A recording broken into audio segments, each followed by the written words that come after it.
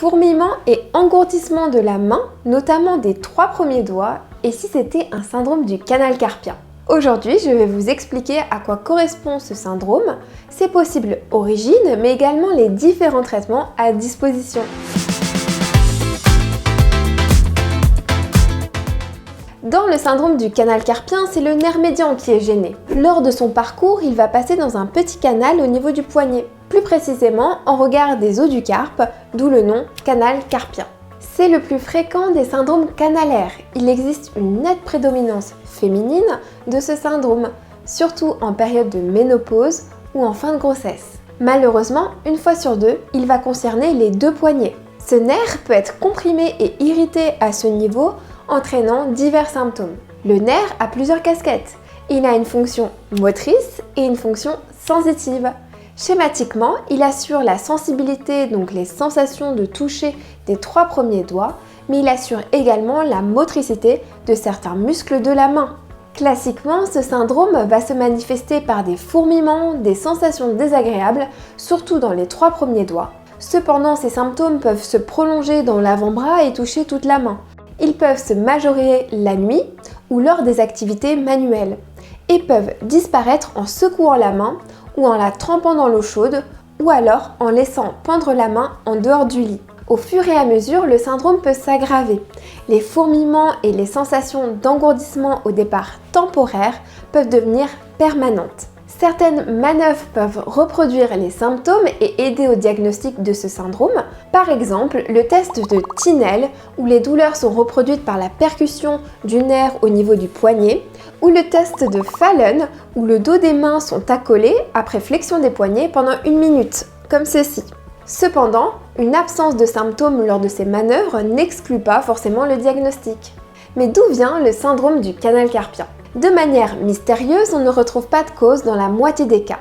On appelle ça le syndrome du canal carpien idiopathique. L'étiologie peut être d'origine traumatique, comme des séquelles de fractures ou dues à une activité sportive ou professionnelle en cas de contraintes répétées sur le poignet. Il peut également être d'origine rhumatismale, c'est-à-dire secondaire à par exemple une polyarthrite rhumatoïde, une infection articulaire, de l'arthrose, un kyste synovial, tout ce qui peut gêner le nerf dans le canal carpien. La grossesse et l'hypothyroïdie sont également des causes fréquentes. Il peut exister une infiltration ou un épaississement de la peau engendrant une compression du nerf. Enfin, le diabète peut directement entraîner des modifications du nerf. Les examens complémentaires ne sont pas systématiques si les symptômes sont typiques. Cependant, un électromyogramme peut être réalisé. Cet examen permet de rechercher une atteinte du nerf. Il peut être notamment réalisé si les symptômes sont atypiques, s'il est envisagé une opération chirurgicale ou si le syndrome s'intègre dans une maladie professionnelle. A noter qu'un examen normal ne peut pas exclure une atteinte du nerf médian. Il peut revenir normal, en particularité dans les formes peu sévères ou débutantes.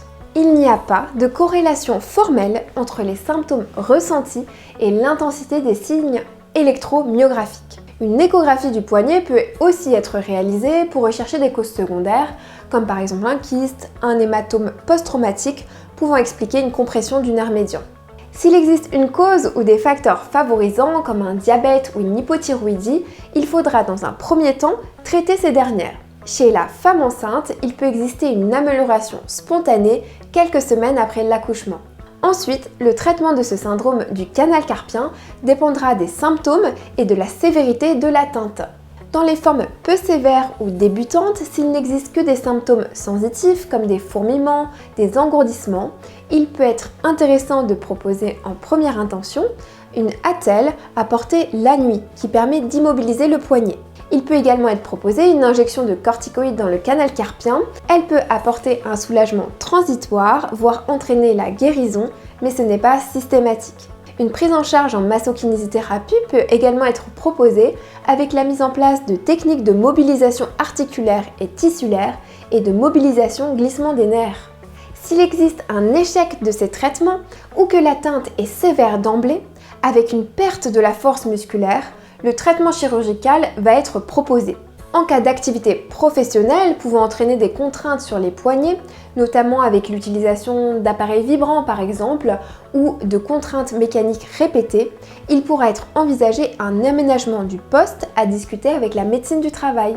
J'espère que cette vidéo vous a plu, abonnez-vous pour soutenir la chaîne et on se retrouve pour une prochaine vidéo. À bientôt!